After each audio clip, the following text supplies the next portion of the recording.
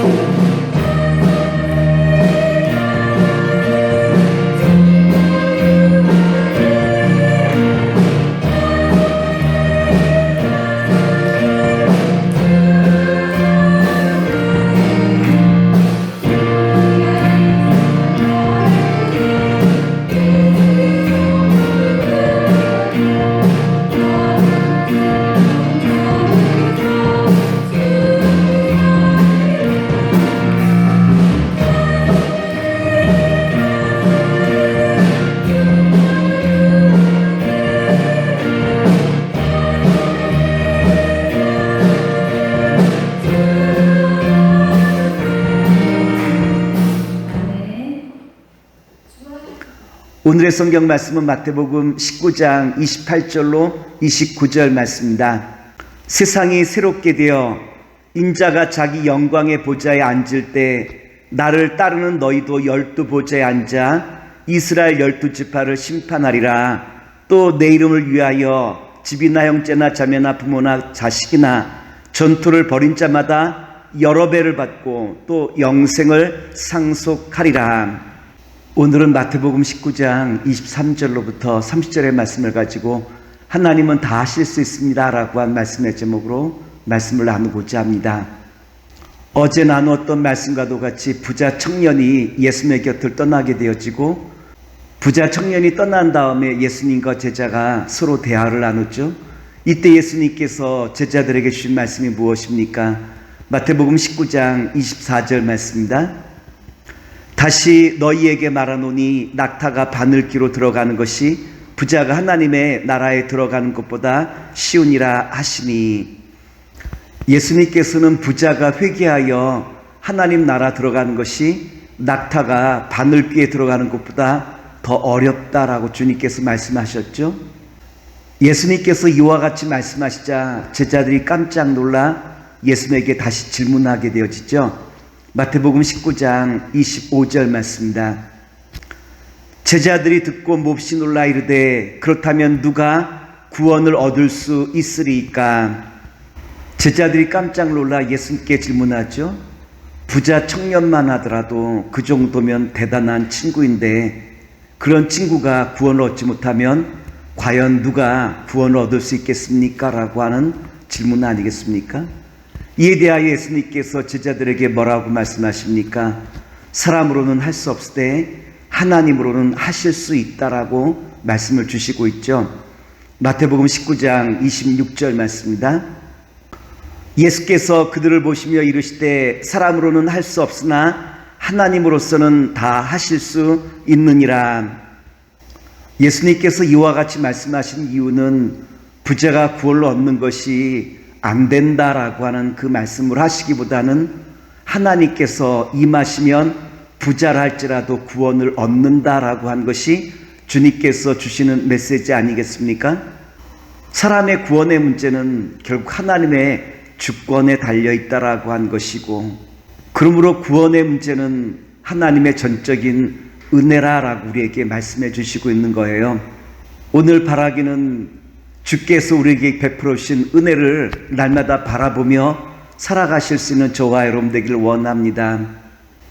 구원의 문제에 관하여 나에게 아무런 자격과 조건이 없었던 나를 예수님께서 크신 사랑과 은혜로 용서하시고 주님의 은혜의 놀라운 선물을 우리에게 베풀어 주신 것이 은혜의 선물이라 말씀을 드릴 수 있겠죠.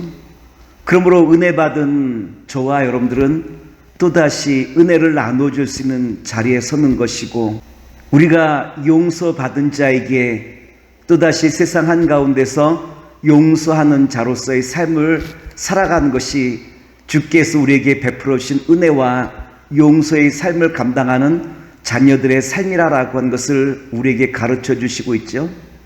이제는 하나님께서 내게 능력을 주신 그 능력을 우리의 삶의 한가운데서 주님의 은혜에 감사한 마음으로 살아간 것이 용서받은 자, 은혜 받은 자의 삶이라고 우리에게 가르쳐 주시고 있어요.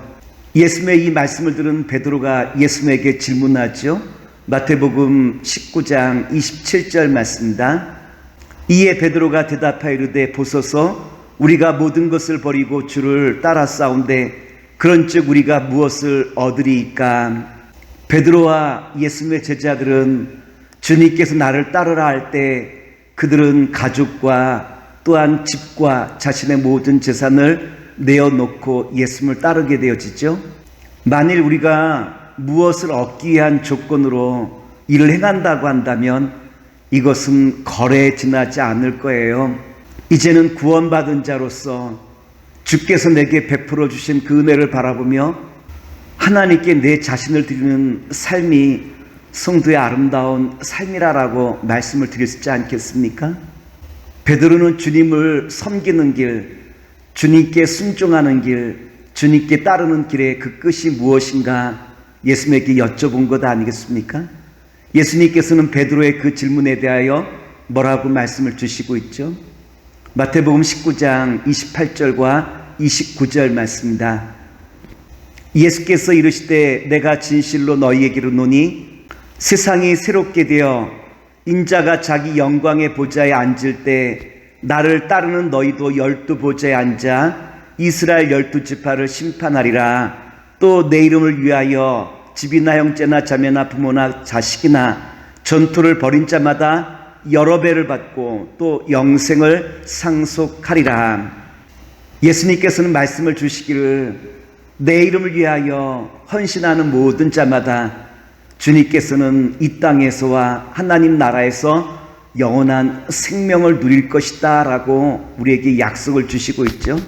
그런데 우리가 하나님 나라에서 얻게 될 그 영원한 생명은 지금 누릴 선물이 아니라 잠시 후에 누릴 선물이죠. 그러므로 잠시 후에 누릴 그 선물을 바라보는 자마다 오늘 우리는 어떠한 삶을 살아갈 수 있습니까? 물질 문제나 또한 시간 문제나 나의 생명의 문제를 이제는 인내하며 주님께 헌신하며 주님 앞에 감사함으로 나아가 주와 함께 승리하는 복된 자리에 살 수 있는 것 아니겠습니까?